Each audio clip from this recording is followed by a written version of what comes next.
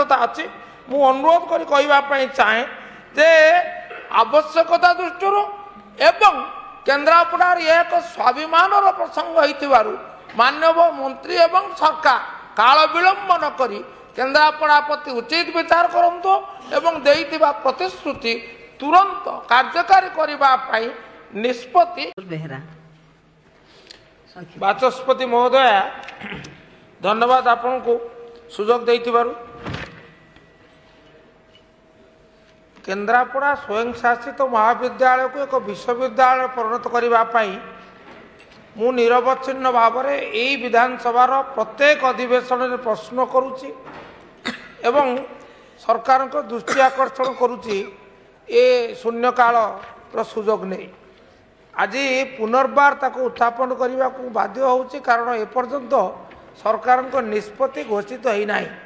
ଆଜି ମାନ୍ୟବର ମନ୍ତ୍ରୀ ମୋର ଏକ ଅଣତାରକା ପ୍ରଶ୍ନ 312ରେ ଉତ୍ତର ଦେଇ କହିଛନ୍ତି ଯେ ଏ ସଂକ୍ରାନ୍ତ ପ୍ରସ୍ତାବ ସରକାରଙ୍କ ବିଚାରାଧୀନ ଅଛି। ଧନ୍ୟବାଦ ମାନ୍ୟବର ମନ୍ତ୍ରୀଙ୍କୁ, ମୁଁ ଆଶ୍ୱସ୍ତ। କିନ୍ତୁ ତାର ପରବର୍ତ୍ତୀ ବାକ୍ୟରେ ମାନ୍ୟବର ମନ୍ତ୍ରୀ ଯାହା କହିଛନ୍ତି ତାହା ଉଦ୍ବେଗଜନକ। ସେ କହିଛନ୍ତି ଏ ବାବଦରେ ସରକାର ଉପଯୁକ୍ତ ସମୟରେ ପଦକ୍ଷେପ ନେବେ। ଉପଯୁକ୍ତ ସମୟଟା କେବେ ଆସିବ? କେବେ ଆସିବ ଉପଯୁକ୍ତ ସମୟ? ସେଇଥିପାଇଁ ମୁଁ କହିବାକୁ ଚାହେଁ ଯେ ବିଳମ୍ବ ଦାନ ମଜୁରୀ ସମାନ।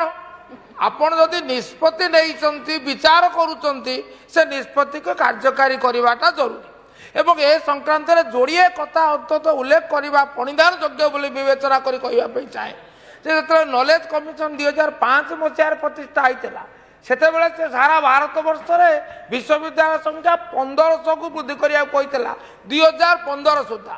2025 ଜୁନ ସୁଦ୍ଧା ମୋ ପାଖରେ ସଦ୍ୟତମ ତଥ୍ୟ ଅନୁସାରେ ସାରା ଭାରତ ବର୍ଷରେ 1338 ୟୁନିଭର୍ସିଟି ଅଛି ଏବଂ ଯେତେବେଳେ ଗୁଜରାଟରେ 63ଟି ବିଶ୍ୱବିଦ୍ୟାଳୟ ଅଛି ଷ୍ଟେଟ୍ ୟୁନିଭର୍ସିଟି ରାଜ୍ୟଙ୍କ ସରକାରଙ୍କର 42ଟି କର୍ଣ୍ଣାଟକର ଅଛି ଆମେ ସେତେବେଳେ ଯଥେଷ୍ଟ ପଛରେ ଅଛୁ।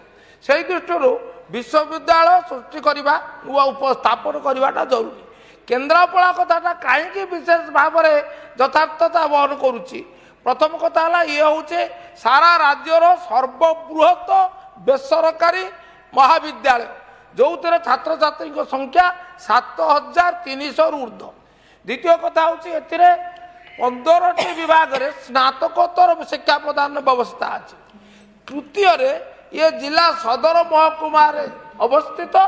ଚତୁର୍ଥରେ ଏଥିପାଇଁ ମାନେ ଶିକ୍ଷାବିତଙ୍କ ଠାରୁ ଆରମ୍ଭ କରି ଆମର ସମସ୍ତ ରାଜନୈତିକ ଦଳ ତାଙ୍କର ବିଚାର ନିର୍ବିଶେଷରେ ଏହାକୁ ଦାବି କରୁଛନ୍ତି। ସେହି ଦୃଷ୍ଟିରୁ ଏହାର ଯଥାର୍ଥତା ଅଛି। ମୁଁ ଅନୁରୋଧ କରି କହିବା ପାଇଁ ଚାହେଁ ଯେ ଆବଶ୍ୟକତା ଦୃଷ୍ଟିରୁ ଏବଂ କେନ୍ଦ୍ରାପଡ଼ାର ଏକ ସ୍ୱାଭିମାନର ପ୍ରସଙ୍ଗ ହୋଇଥିବାରୁ ମାନ୍ୟବର ମନ୍ତ୍ରୀ ଏବଂ ସରକାର କାଳ ବିଳମ୍ବ ନ କରି କେନ୍ଦ୍ରାପଡ଼ା ପ୍ରତି ଉଚିତ ବିଚାର କରନ୍ତୁ ଏବଂ ଦେଇଥିବା ପ୍ରତିଶ୍ରୁତି ତୁରନ୍ତ କାର୍ଯ୍ୟକାରୀ କରିବା ପାଇଁ ନିଷ୍ପତ୍ତି ଘୋଷଣା କରନ୍ତୁ। माननीय विधायक श्री प्रकाश चंद्र सेठी।